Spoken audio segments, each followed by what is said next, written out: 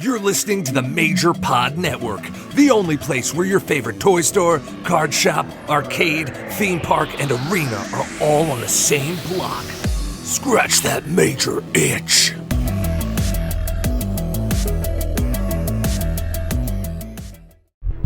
This is Tony Chimmel, and I'd like to introduce the hosts of the Game Marks podcast, George Feis and Johnny Clash.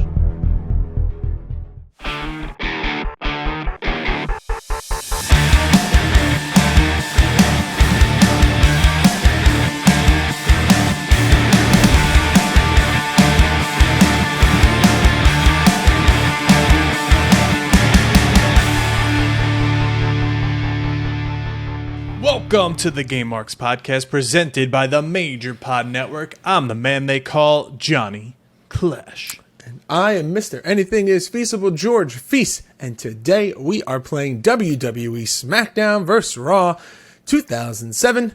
Will we play it forever? Woo! Or future endeavor? You're fired! We also discuss a little bit about WWE 2K23 and AEW Fight Forever. And please subscribe and leave a 5-star review for this podcast on Apple Podcasts and Spotify, and follow us on all forms of social media at GameMarksPod. And don't forget, you can get this episode early and ad-free at patreon.com/GameMarksPod. George, yes. What's up, my friend? We are fresh off of a little bit of a different episode where we covered the lies and the lawsuit between all the THQ, Jax, WWE. It's a big schmaz of It was a lot. That's for sure. But I will say this, a different episode, but a lot of good feedback. A lot of people reaching out to us on social media, some to you, some to me, some to the podcast on social media, and just saying that, you know, the episode was very different from the usual format, but it was very informative, and it was a lot of information that a lot of people didn't know, which is very cool. But once again, go and check out the full article, because that really is what does it justice. We did our best to surmise and make it a little bit easier to understand, but you gotta go check out the full article. Yeah, for sure. And I even tried to reread it to make some sense of some stuff. So go ahead and do it. But let's talk about the news that has been hitting this week that is making everyone a little bit excited for this year's title. The trailer finally dropped for 2K23 in full. You see all the superstars that are accessible. You finally see some action of War Games. And as of today, it is now Thursday as we're recording. There have been full videos out of a Royal Rumble match and a War Games match, and the most impressive part I saw so far was as you enter, it's in the NXT arena, War Games, I guess just to make it easier, you exit the shark cage and you come down the stairs. You could grab weapons from under the ring before you enter. Which is, one, very, very unique and very, very cool, but two, opens up an entirely new world of things that you can do. It's lethal lockdown. Imagine, so we've seen them, we've tried to do them in our own playthroughs. I've never been very great at doing it, but have you ever tried to set up, the table on the outside of the Hell in the Cell, down on the floor, and then you try to do it where you throw them off and they go through it's like the double stacked flaming tables and they fall off the top of the cage. Imagine the chaos that is going to be happening now that you can do this in War Games. It's gonna be a lot of fun. It's gonna be awesome. But also, they've put back into the game that you can now taunt with a weapon in your hand. So if you have the chair, you kind of smack it to the ground. Or beautiful. Yeah, we haven't seen that. Just those little things that make all the difference. It's cool. It's cool to see it back. We saw a War Games match, the Royal Rumble, a lot more arenas. We saw Logan Paul and Bad Bunny, who I probably will not play as in this game, but regardless, they're there. It's a little bit for everyone. They're there, yeah. I'm surprised there's not a Logan Paul edition cover just to sell this game to the kids that don't watch wrestling, because I'm sure they would buy it, because it's just like the Prime drinks. They want everything that he's attached to for some reason. It's a whole new audience, a whole new set of eyes that he brings, for better or for worse. Yeah. But I think it's going to be cool. We're going to see a lot more before the game's released, and we'll talk about it here. And now AEW Fight Forever, which is still not out.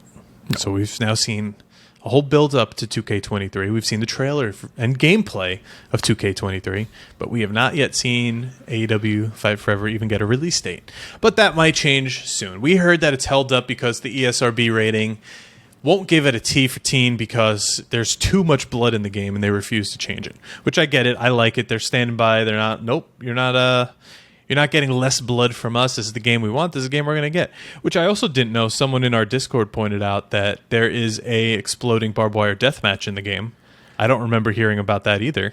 I feel like we talked about it, and then we made a one-off joke that we hope that it's, you know, like it's better than Moxley. No. We made a joke that it would be that it would be very similar to the Moxley Omega match, and then at the end it would be like it would do that, and then like a second round of explosion would happen. It would be, you know, the big, you know, crazy fanfare that you were expecting. We joked about it. We laughed for maybe 30 seconds, and then we moved on to the next thing. And I don't think that we ever talked about it again. Well, it's right there on the website. It's going to be a thing. And there was also a press release or an article or something from Tony Khan today, and he says it's coming out in February. So that we're in February. It's the 2nd. Let's keep track of this and see if the game actually comes out this month, because we're just not sure. But now would be the time to promote it now that WWE 2K23 is out. And while a lot of people are excited for 2K23, you're also seeing a lot of stuff just coming over from 2K22 that's the same, whether it's character skins. Like someone pointed out, Shawn Michaels is wearing the Eddie Guerrero tribute armband. Why is that in here? Well, it's because it's part of the Rey Mysterio showcase in 22. They just dropped the character right back into the game. So a lot of stuff didn't change. We'll see. And I guess a lot of the legends won't really change either. We saw that in the Mick Foley episode, how from year to year, towards the end, some of them were just exact copies. I will say this, though, for 2K23, did we spend a lot of time talking about the showcase? Like, I know that we brought it up, but like, did you give your thoughts on it and what you thought about it? On the John Cena one? Yeah. I don't think we really did, other than announce what it is, but I'm okay with it. I'm okay with you being the guy who beats John Cena, which I assume is, I don't think you're John Cena and you would lose every match, right? The way that it's being presented is that you are the person that beats John Cena. I don't need to do the same John Cena 5 moves for an entire showcase. I'm fine with that. But there are big matches that John's had that he's lost. Like insanely good matches, and just because John Cena lost doesn't mean that they weren't still good matches.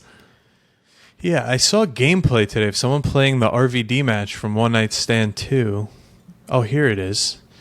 Okay, so RVD is player 1 in the playthrough. So, yeah, it has to be... Here's a question. What if they do a lead-up? So you play, say each match has, say in total, because they didn't say how many matches there are in total for the showcase, did they? There is a list on SmackDown Hotel. I don't know if it's completely accurate or not. Okay, so let's say, for argument's sake, there are 12 matches. What if for all 12 showcase matches that you're going to be doing, there's like a 1 or 2 match lead up where you play as Cena leading into the big pay-per-view loss? It's possible. You get a little bit of both. You play as Cena leading up to it, and then when it's actually time for the pay-per-view, you lose. Because they've done stuff like that in the past with other showcases where they do like the lead up into things. So I'm looking at this now. The last thing says, I got back in the ring, and again, Rob grabbed me, looking to set up another front-heavy grapple. It was now or never for me. So you go for the grapple with RVD. Cena reversed it into the STFU, and then it goes into the cutscene where Edge comes out, Paul Heyman comes out, RVD wins, and it ends on the cutscene like that. So I'm not that big of a fan of that aspect of it. I like just playing out the matches, or just get rid of the cutscenes. Have it be just the actual characters from the game. That's my only gripe, really. I think it's going to be fun beating Cena with everyone, though. I think that's the point of it, and that's going to be better. People are getting like really aggressive. There should just be comments about it. And all that. There should just be a Good Brothers beat up John Cena edition. Like that should be. Yeah, it's possible. But okay, with that, we have another contest going on, this time over on our Facebook page. All you have to do is like us on Facebook at Game Marks Pod. Share our pinned post, which explains all of this, and you can win this Elite 91 Bianca Belair figure, courtesy of Zavi. Oh, that's pretty cool. Yeah, look at the hair. That's a great looking figure. Great figure. It is the big belt. It's awesome. Again, I would keep this if I could, but one of you is going to get it. All right. Well, speaking of Zavi, not only do they provide us with amazing figures to give away, but they also sponsor the deep dive. And with that, John, are you ready to take the deep dive, sir? I'm ready to take the plunge into one of the best games in the SmackDown vs. Raw series. Let's go. The big splash noise has played. It's time. One of a kind. Hey, George. You see this light here that says Game Over that I point to at the end of every single episode, like Ronda Rousey pointing to that WrestleMania sign? I do. Do you know where I got it? Why don't you tell me? I got it from Zavi. That's us.zavi.com, Z-A-V-V-I, and they literally have everything. I have spent hours on this website looking up Mandalorian, Jurassic Park, Harry Potter, like everything you could imagine. There's Legos, Power Rangers. You could pre-order the new Marvel Legends. It's an insane website that has literally everything pop culture. There's even Batman shoes on here. I mean, I know for me, a little like adult Zen garden project that I like to do is like the smaller Lego sets, and Zavi has a lot of those Lego sets on there and getting kind of itchy. So if you like all things pop culture, like John said, Disney, Star Wars, Marvel, DC, Harry Potter, Nintendo, they're even getting into the wrestling game now. Oh yeah. Zavi is the place for you. That's right. Use code GameMarks, simply just GameMarks, at checkout, and you can get 10% off. I'm going to redo my wardrobe.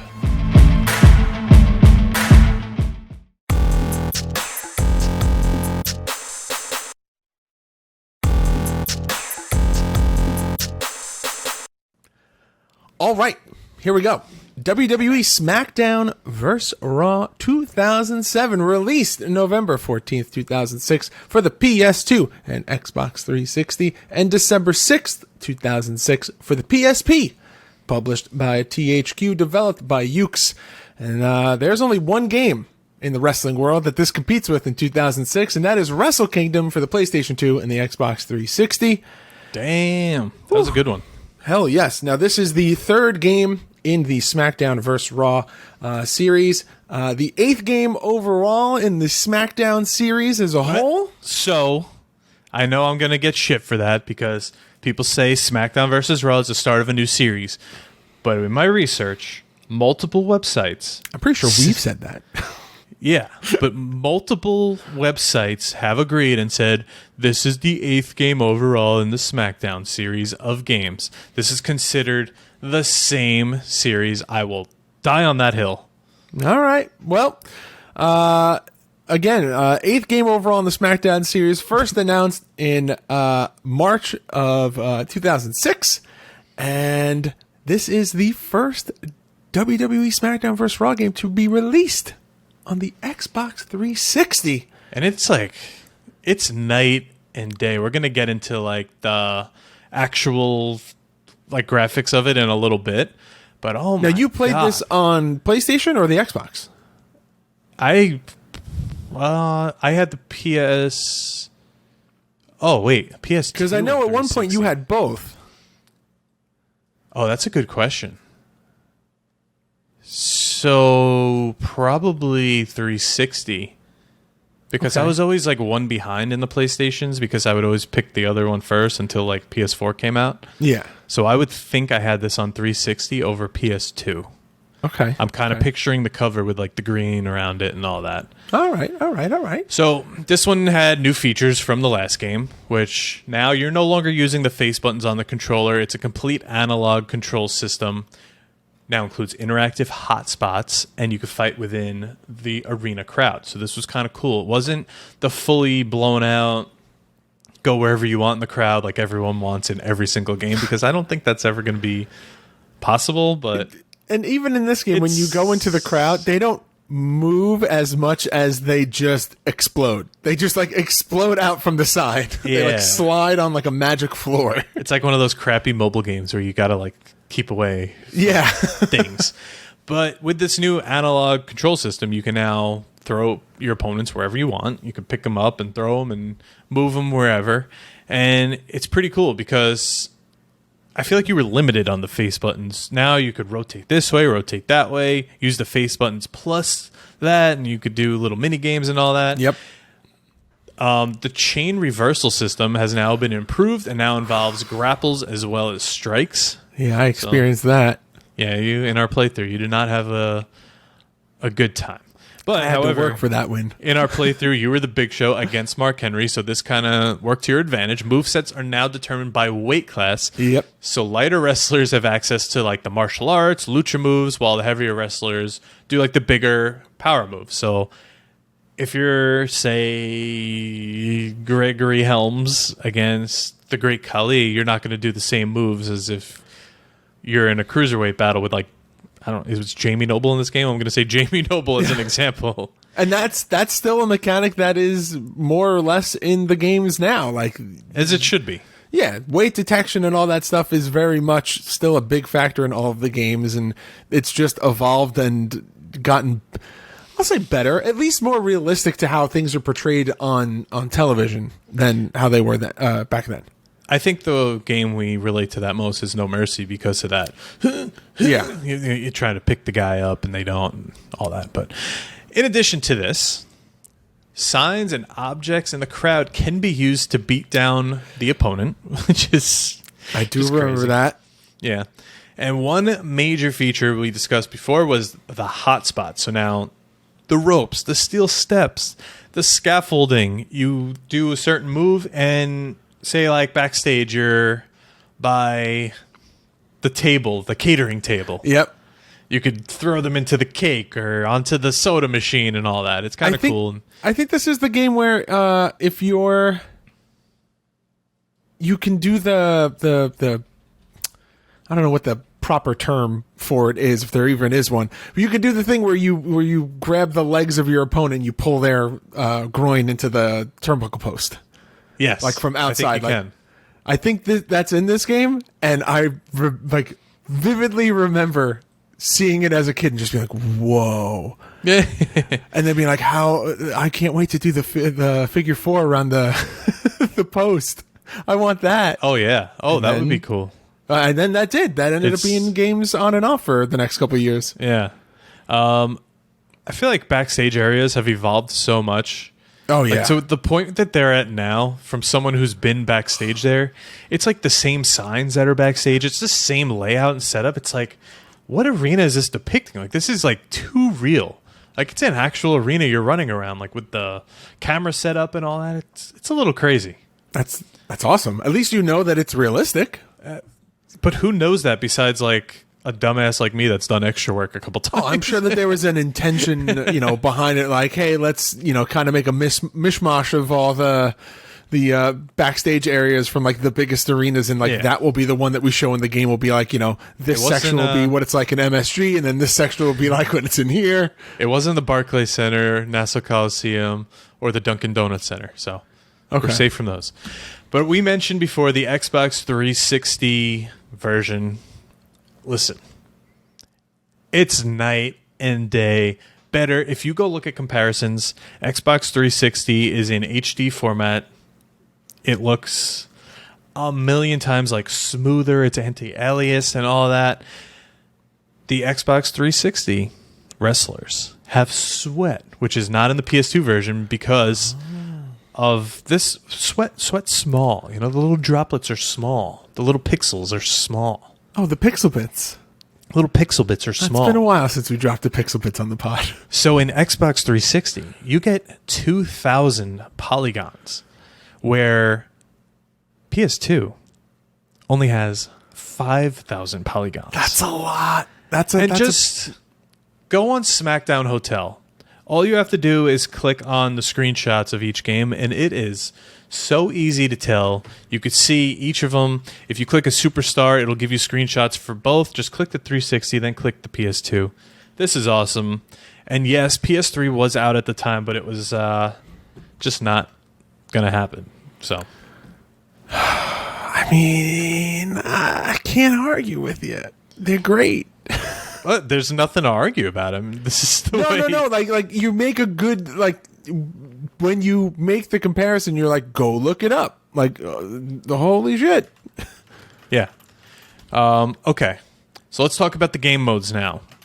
You have your single, your tag, your triple threat, all the basics. Fatal 4-way, a handicap, a Royal Rumble, backstage brawl, battle royals, buried alive, elimination chamber, which is a little bit improved from the last game, a first blood match, which we will not see in a match today, I don't think, unless it's Fight Forever, and it's going to get an M rating.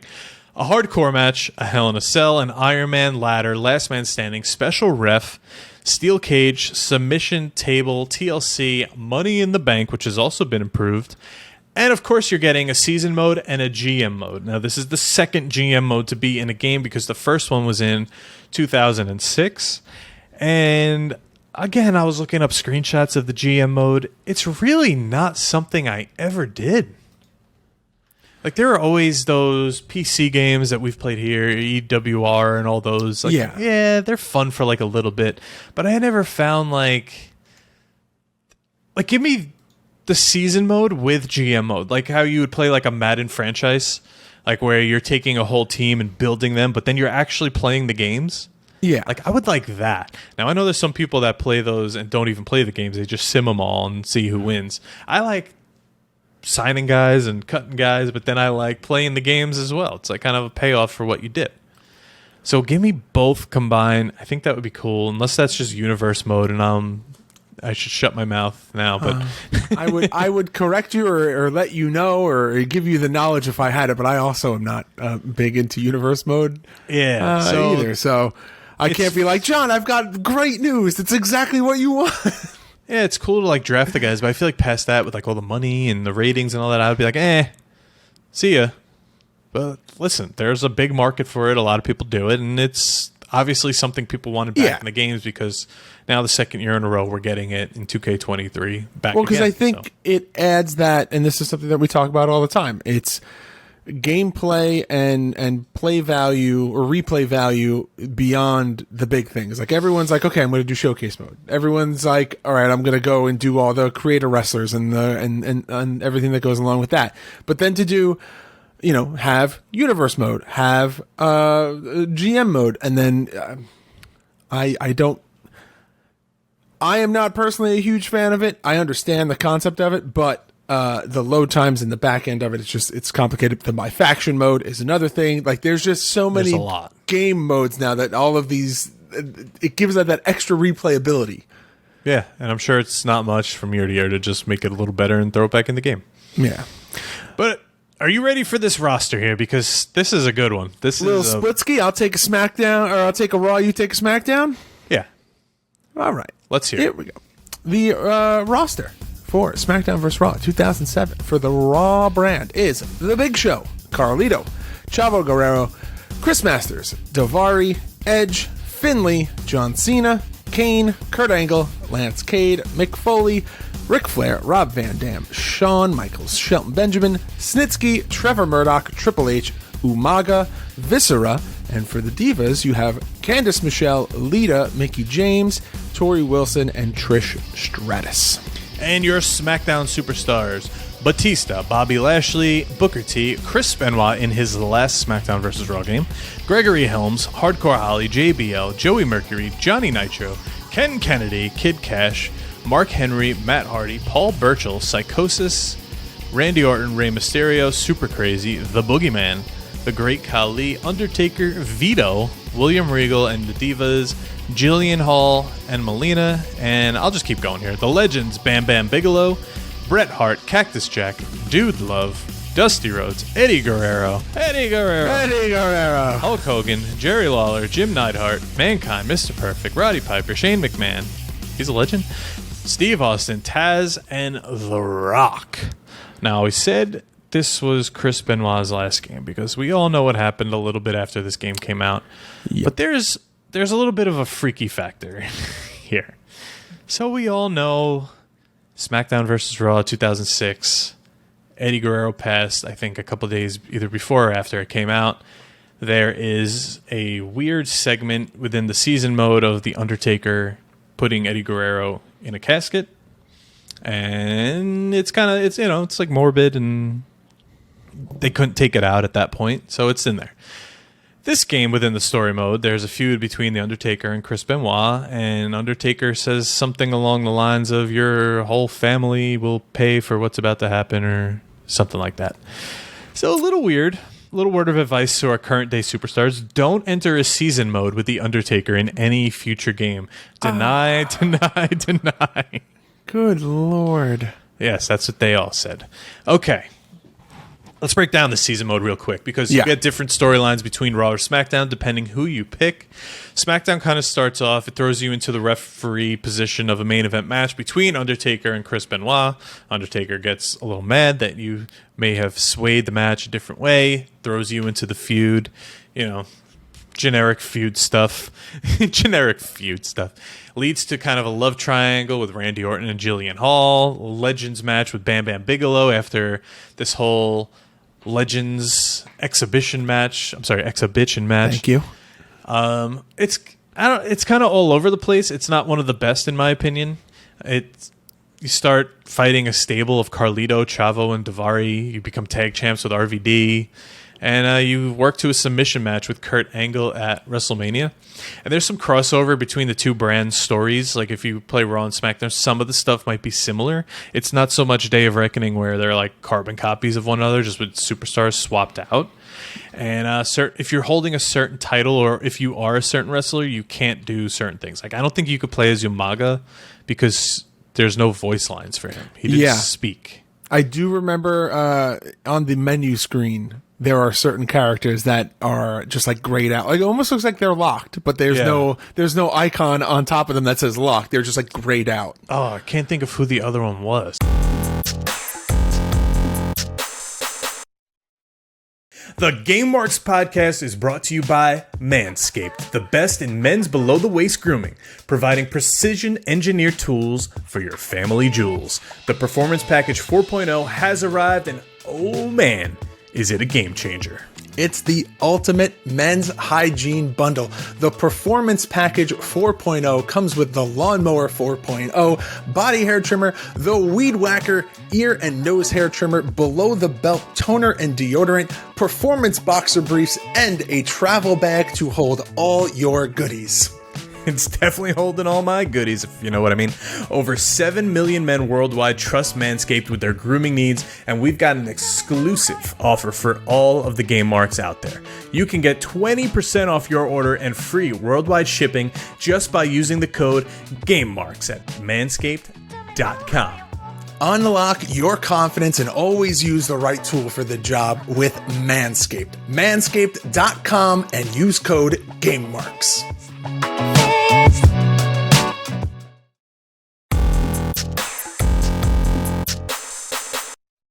Well, let's talk about now something that I am always a big fan of doing, and I know that it's something that you have a love-hate relationship with, but I think at this point... This podcast? Oh. Yes. I don't know. At this point, are you frustrated with the Create a Wrestler? Is it too much for you at this point? In 2007, you're talking? Yeah. I know. Trust me. I know nowadays it's way too much. It probably wasn't that much yet. I was probably like making Sting and someone stupid and calling it a day. I used to just make people that weren't Johnny on Clash, the roster. give him Jeff Hardy's moveset, call it a day. That's the Johnny Clash special. 2007, it was probably Mad Cat with 2 D's and the 2 T's and a K. But whose moveset are you giving him in 2007? Oh, let's see. Because there's no Jeff Hardy. Oh, Johnny Nitro, 100%. Okay. Or my backup was usually Edge. Oh, okay, I was like that's the Edge moveset. Yeah. All right. But solid. In this one, you could get Lemmy from Motorhead's face to put in as a template in your Creator Wrestlers. Who doesn't want to play as Lemmy? And then something that I spent a lot of time with as well. I even to this day, I still think it's one of the more fun aspects of it is the creative entrance. I don't know why I enjoy it so much, but I do. And this is it's not this one. It's for the PlayStation 3 games where you could import your own if you had tracks on the you can't console. Do it here. So Can't do it here. You can put the music in your Xbox 360, but you cannot use it. But later titles, I think like 10, 11, 12. 10 and 11 or 9, 10, 11. Someone will correct you in the Discord. Yeah.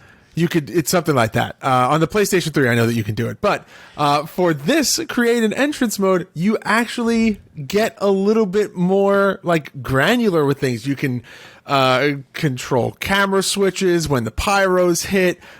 You can do like little screen effects with like a sepia or black and white. It's cool. It's things that you still see now today in the games that you can do. So, you know what was the worst part about uploading music to these games? You had to upload them with the arena effect. Yeah, otherwise it was just a track. It was just a track. It was so stupid. So you would go on like LimeWire or wherever and just download the one that said with arena noise, and you're like, oh, thank you, SmackDown vs. Raw player. Yes. Thank you, other gamer. Yeah. So you also get create a stable mode, which allows you to make a tag team, an alliance, or a stable up to 5 members, and you actually get a team entrance, which is cool. It's not something you see very often, but I remember the camera cutting, and they're kind of all on the ramp already. Like, you don't see them walk out. Yeah. Like it like pans up the ramp, and they're all just like Evolution, like standing on the top of the ramp. They did it for Evolution, let's be real here. Oh, yeah.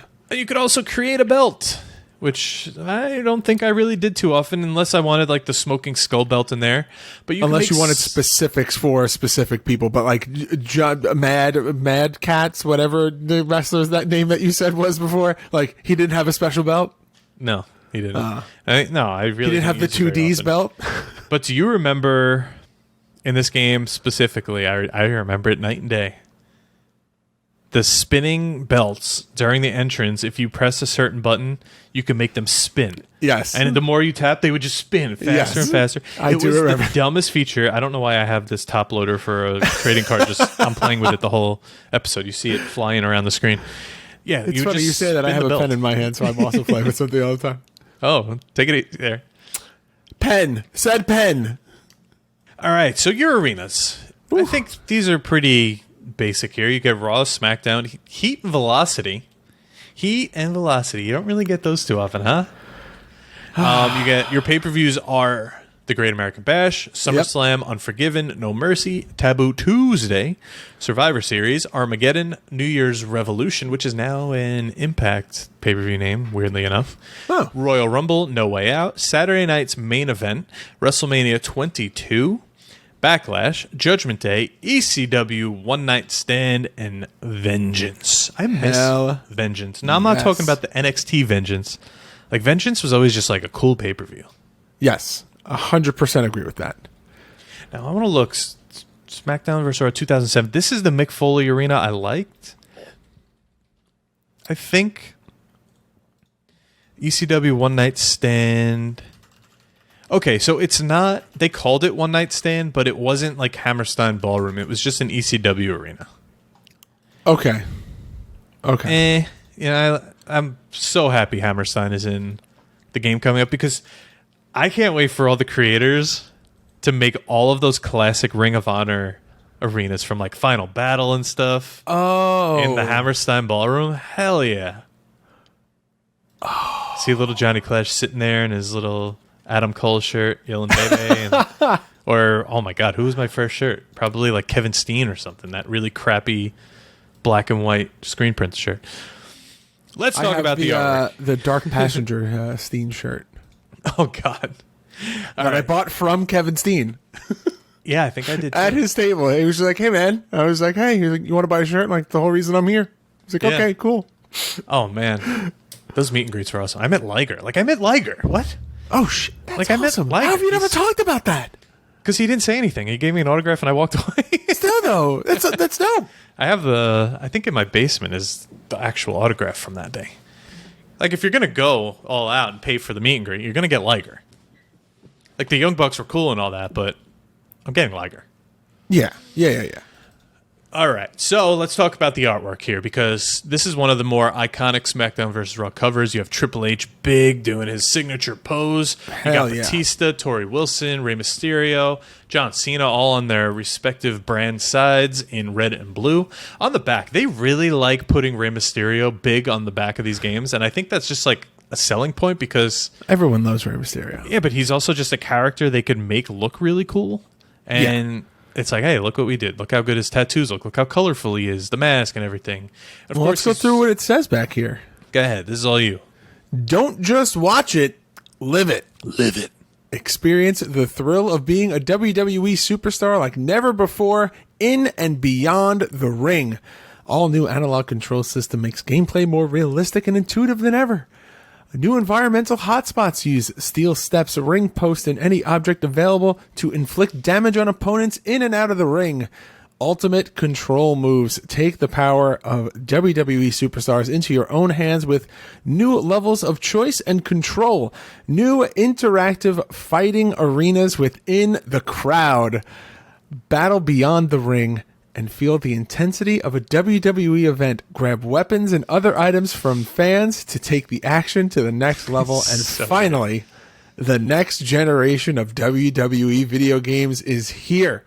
Real-life 3D facial scans, enhanced online multiplayer gameplay, expanded season and GM modes, updated WWE superstar rosters and WWE legends, and much more.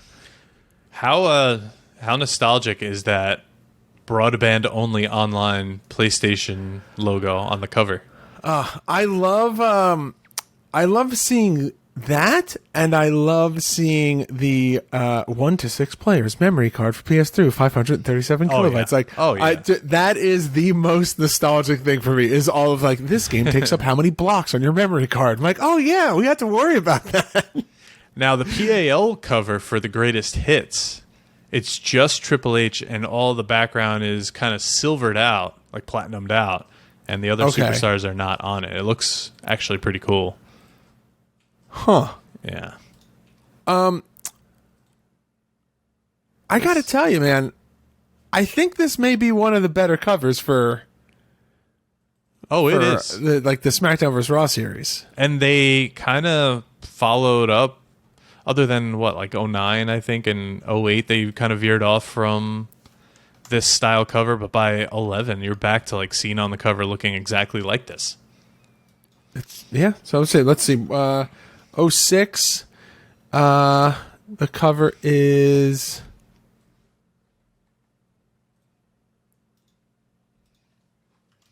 It's Cena and Batista. Oh yeah, Cena Batista split, and then the original is the McMahon. McMahon split. 7 is the one that we just talked about. 08 is the one with Taker, Lashley, and Cena. Yep.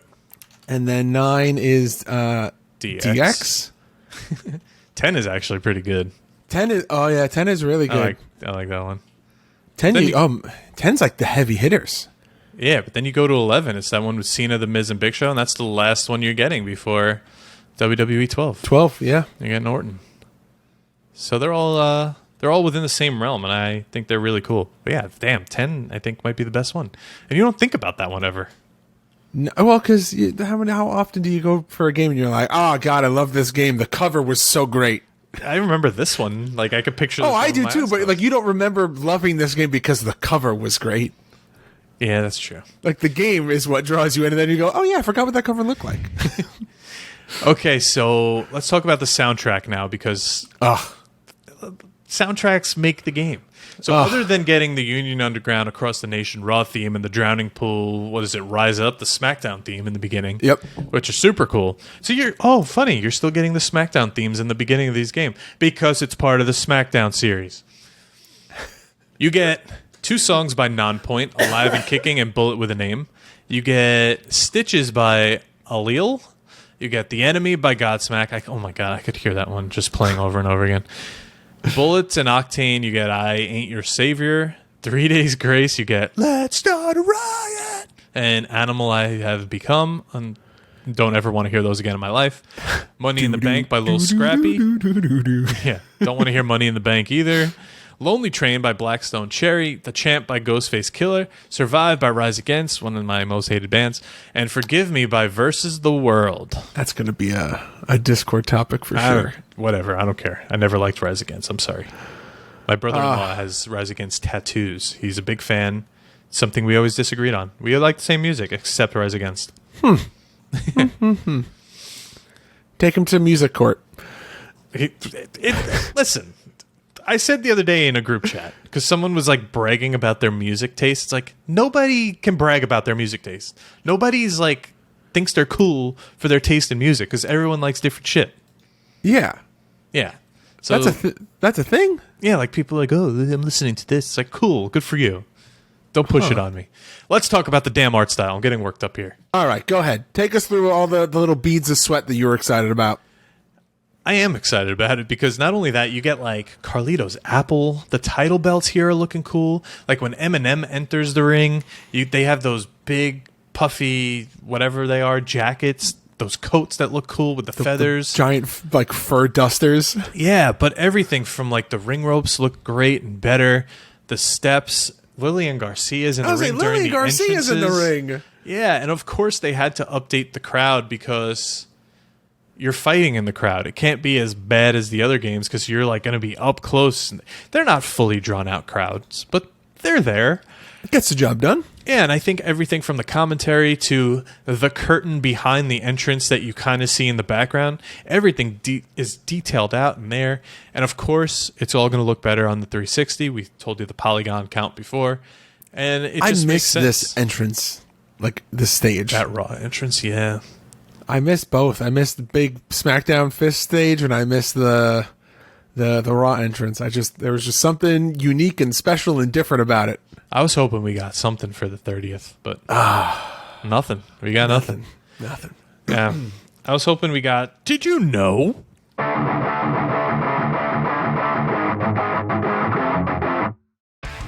Did you know the official demo for WWE Smackdown vs. Raw 2007 was released on the Xbox Live Marketplace on September 28, 2006, containing a no DQ match between Triple H and Kane? It's a hell of a demo. Did you know a PlayStation 3 version was also planned as a launch title, but was later canceled? A Wii version was also in discussion, but never came to be. Did you know SmackDown vs. Raw 2007 is on eBay from $12.99 used to $47 complete to $107 sealed to $809.99 for the GameStop exclusive special edition sealed? Over $810. Is there free shipping on that? Probably not.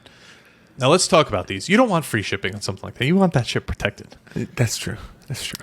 Oh, before we get into this, funny story. You saw this. You bought it. No, I ordered a Creator Pro Championship belt to go on display. Because listen, yes. My friends are getting action figures now. I want to like display stuff from my wrestling journey that's now over. Yeah. So I thought it'd be cool to get the belt that I won, hang it behind it, put some stuff like I have an MJF figure, Chris Statlander, all those, the Acclaim's coming out. I thought that would be cool. The belt arrives to me. I bought it on Etsy. No, I did not buy like a real replica. It is an Etsy replica, so use your imagination. And what arrives when I open the package is actually an ROH title and a TNA, the big TNA title. And I'm like, what the hell is this? So Surprise. Now I'm in like a battle with the guy through messages who's trying to get me to send it to the seller who got my belt. And that guy to send it to me, but I'm like, I'm not doing shit until you send me my tracking and money for a label. So hopefully by the time we record next, I have my Creator Pro Championship belt. Well, I was going to bring this up at the end of the episode, but you brought it up now. I was going to say congratulations on your wrestling retirement, and you put out a lovely little video package that you should go and everyone should go and check out. It's available on the Game Marks Podcast YouTube channel. John, you had one hell of a wrestling career. It was fun. But let's Creator Pro champion, Creator Pro Tag Team champion. You had matches with a lot of big names, and through all that, you let me be a very, very small part of it for the tail end, and I thank you for that. You made it in the video. But all right, back to this pre-order bonus. So if you pre-ordered this game in Australia, the PS2 release, you would get a nice looking like camouflagey steel book. Like it looks kind of like ruggedy. I like it. But now there's a special version that was only sold for the 360 from EB Games, and GameStop. EB Games, that's a flash in the pan. Electronics boutique, baby. And this version came with an aluminum case along with a bonus disc from the history of the WWE Championship DVD box set and a copy of the Ultimate WWE Trivia book. And that's the one we said is on eBay for over $800. If you're a collector, go ahead. Go spend some money on it. I wonder if there's like a PDF of that trivia book. Ooh, that would be... That could be a fun episode. The book, I think, is on eBay alone from what I saw, so we should get that. We should get that and do an episode where we go question for question, and that could be a whole episode. We could do that. But okay, I want you to sit back. I want you to relax. This could be a good one. Last week. There's a nice long list here. Yeah. This is great. Some R&R, some ratings and reviews. Hell yeah. So I'm going to skip the PSP reviews because we're going to cover that on its own one day. That's its own game. But Metacritic gives the PS2 an 80 and the Xbox 360 an 81. Your Electronic Gaming Monthly gives both a 7.5. Eurogamer, just 360, a 7 out of 10. Famitsu with a 29 out of 40 for the 360. Game Informer gives both an 8.75. Game Pro with a 4.25 out of 5 for the 360. GameSpot with an 8.1 out of 10 for both. GameSpy with a 4 out of 5 for both. Game Trailers with an 8 out of 10 for the 360. Game Zone with an 8.2 for the PS2 and then 8 for the 360. Okay. IGN with an 8 out of 10 for both. Official US PlayStation Magazine with a 7 out of 10. Xbox Magazine with an 8.5 out of 10. And the Detroit Free Press with a 3 out of 4 stars. Rated out of 4. So the only odd one out is they're all very similar, except GameZone, for whatever reason, gives the PS2 version an edge. I don't know why. Like I've always said, I think it's just a group of people rating it and they don't look at the other score, and that's what they get.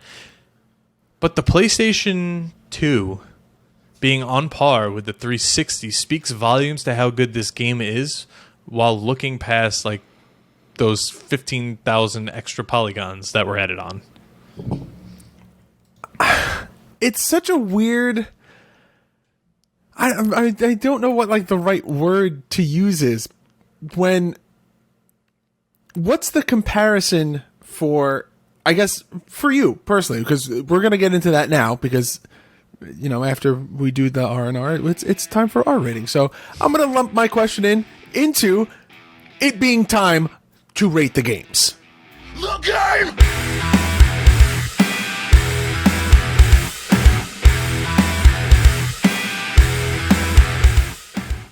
So, my question is, for you, John, one is more important to you, and I know now what the answer is, but back in the day, 2007, you're 2006, you're sitting down, you're playing this game, and you're like, okay, I'm very excited, I cannot wait to play this game, I've got it on my 360, everything looks fantastic. If you pick up a game that you're very excited to play, and the gameplay is great, but the graphics are not great, does that make or break it for you? Or, if you flip it, are graphics more important than gameplay? And I'm not saying today, I'm saying back when you were a youth in 2006. I think I could look past the bad graphics if it was a good game. It always like bothered me if something like looked bad, but if it was cool and like the game played good, I didn't really care. Like how many PlayStation 1 and N64 games did we play that were completely trash? Yeah, but they were good games. So like we didn't graphically care. Going back and looking at Tony Hawk Pro Skater 1, like it's just it's blocks, but the gameplay is trash. Fantastic. Trash. Now, here's an example. I still have this thing on my finger. I still have the pen. I only had a PS1 at the time, and Tony Hawk 3 came out for PS1. And I played the crap out of Tony Hawk 3, even though I knew that it was inadequate to the other version for PS2 and Xbox. So finally, obviously, I got it on Xbox, but it was like, oh, okay, yeah, it's the same game. I still like it. It's cool. Graphics affect it like to an extent, but I don't know. As long as the game's not broken, like Cyberpunk. Yeah. See, that's the difference that you have now as an adult versus, there are a lot of people, I'm sure, that as long as the game looked great and they were playing as the wrestlers that they love and the characters looked like how they're supposed to look, they could forego the gameplay. It didn't matter if it was the perfect game. Right. But nowadays, I'm like, I don't care if it's literally like it's snowmen wrestling. If the gameplay is fun. All right, maybe that's a little too much. You know what I mean, though? Like if the gameplay is fun and engaging and has like some kind of element that makes it different or separates it from something else, to me, I think that is almost more of a reason to play a game because it looks different, because it breaks that mold of like, hey, it doesn't look like your super traditional game where everything is like super polished, but like mechanically, it's the most inventive genius game you've ever played. And it's like, well, shit, I kind of want those kinds of games now. Yeah. But with that, John, SmackDown vs. Raw 2007, will you play it forever? Woo! Or future endeavor? You're fired! That wasn't even the soft lock. Play it forever. Woo! It's just a good roster, good game. I would go back and play it. Yeah, good HUD. We didn't even talk about how good the HUD was. Oh, it's great. It's iconic. It's the iconic. It's iconic because it's literally just an icon. And a HUD and your health bar. That's all you need. Little flashes come up, tell you what to do every once in a while with mini games and whatnot. It's all you need. You don't even have to ask me because it's the same thing. It's the same answer for all of the same reasons. Double piff. Double play it forever. Double piff. All right. Cool. With that, it is now time for us to head on over to the soft lock.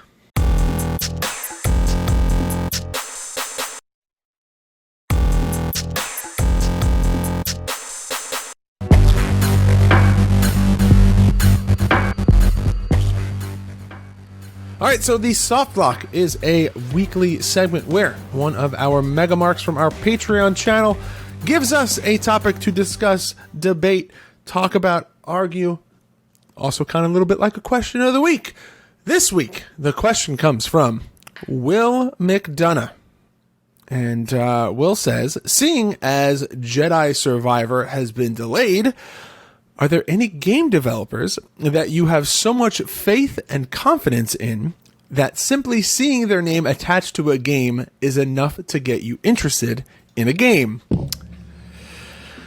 All right, so I've got two right off the bat that I can think of. Okay. The first one would be Kojima. Oh, if it's a Kojima production. Yeah. And the other one would be Insomniac. That was mine, Insomniac. 100%. I was thinking, what is the 2K Marvel game? And it's Midnight Suns. Because I remember seeing 2K attached to a game and being a little weary about it. Yeah. Midnight Suns came out, but I thought there was another one happening. There's Guardians that came out. That's not 2K, though, is it? I actually don't know who made the Guardians game. Guardians is by Square Enix? Eidos Montreal. Published by Square Enix. Is the developer? And published by Square Enix, yeah. Yes, I don't know. I think just Insomniac at this point and Naughty Dog. Yeah, Naughty Dog's another good one. Yeah. Man, but how good is Last of Us? It's the fucking best show I've ever watched in my life. I like it. You cannot have ever played the game or have any knowledge of the game. Oh, my wife loves it. And it is still a fantastic show. But if you played the game and you understand my God, it's perfect. This could be an episode in its own. They're changing some stuff. We should do that.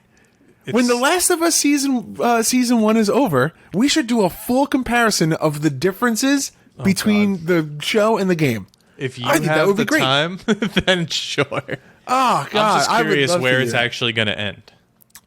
I would imagine that they're doing the whole first like the first season is the first game. But you could cram it in 10 episodes, and then what? The first game is not as heavy and with as many like branching storylines as the second one is. I guess.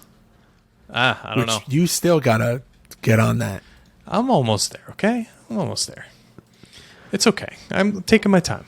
Slow Enjoy and steady. it. Yeah. But so what are we saying? We're saying Naughty Dog.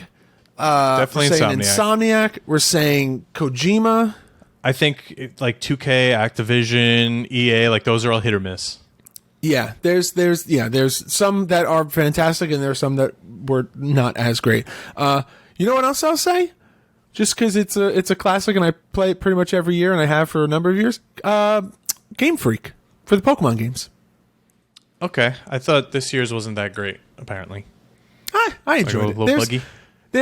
You know what it is? They're like building games that are, and this is me pulling this explanation out of my ass, but as someone who played and beat the game, as you do, it feels like they are building games that are beyond the processing power of the Switch. Like mechanically, the game is fun. It plays like a Pokemon game. There's extra things that they threw in there that are like fun and change it up, but they're like building games. Here's a great comparison. The games that they're building on the Switch are like me trying to run any game on my computer. Like, mechanically, it's there, and it could run the game. It's just not running it the way that it should be ran. All right. It's a Twitch stream. I get it. It's a Game Marks Podcast Twitch stream. So some of our listeners in the Discord said, if as a kid, if it said LJN and it wasn't WWF, I would avoid it like the plague. And someone else said Bethesda, after the first few patches, are always a quality experience, and any Nintendo party title. I could agree with that. I could get behind that. Behind that. They're not going to be bad. That was a good question. Thanks for that question. I enjoyed it very much. I think John did too. But let us know what your answer is, because I'm sure that there's plenty that we forgot. Just hit us up on social media at GameMarksPod. And with that, John, would you like to know what we're playing next week? What are we playing? It's kind of a downer, kind of a bummer episode next week. We're going to be playing Rumbleverse.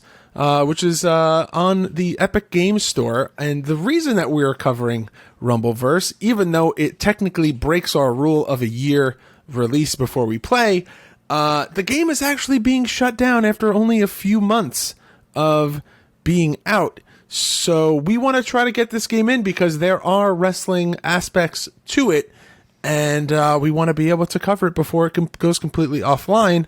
So next week, we will be playing Rumbleverse. All right. I am unfamiliar and I'm ready to dive in. I'm going to download it now, so we got a full week of gameplay before it shuts down. Yep.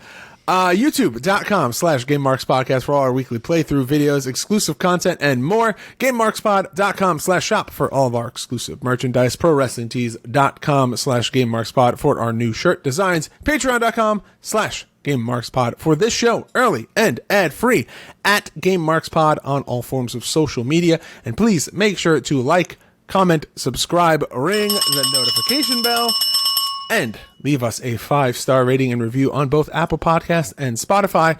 And if you have a product or service that you would like to advertise on this podcast, please reach out to us at GameMarksPod@gmail.com. And quick note, make sure to go and check out the Johnny Clash highlight reel on our YouTube channel.